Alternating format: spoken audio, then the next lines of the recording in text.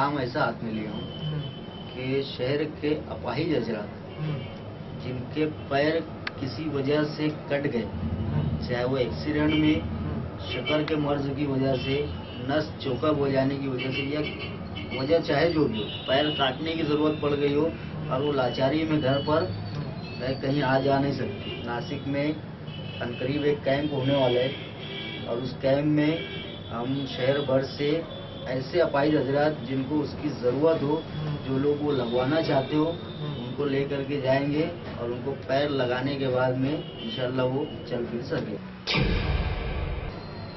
निहाल साहब के दौर इक़्तिदार में मेयर रहते हुए जो शहर में क्वालिटी लेवल पे कामकाज हुए वो आज भी मौजूद है, आज भी वो मौजूद है। और निहाल साहब ने टकेवारी को बिल्कुल बढ़ावा नहीं दिए, उसको पनपने नहीं दिए। जो आज ठेकेदारी तर्ज चालू है इसको बंद होना चाहिए। बंद होने से शहर में क्वालिटी मिलेगी और काम का मियार अच्छा मिलेगा। आज मालेगांव कारपोरेशन में बेइंतहा बदगुमानियों का राज है। इसकी कई मिसालें हैं। उर्दू मीडिया सेंटर, आज ट्रेनिंग सेंटर।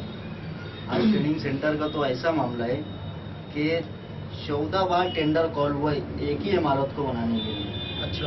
और 14 दिसंबर 2015 को हम 10 साथी एक साथ अलग अलग मुतालबात को लेकर के मालेगांव कारपोरेशन से बदगुमानी का खात्मा हो, इसके लिए हम लोगों ने मरण व्रत, बेमुद्दत मरण व्रत किए थे।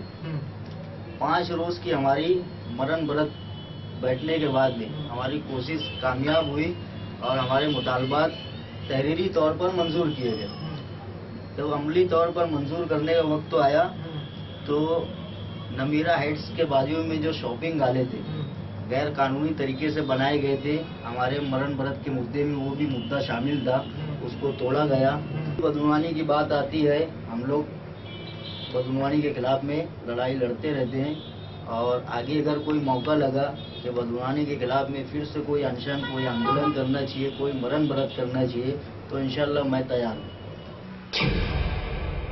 मुलाकात करने के बाद में उसके ठीक 1 महीने के बाद 28 दिसंबर 2017 को कारपोरेशन की जानिब से मुझे लेटर दिया गया, मेरे नाम से इशू लेटर हुआ।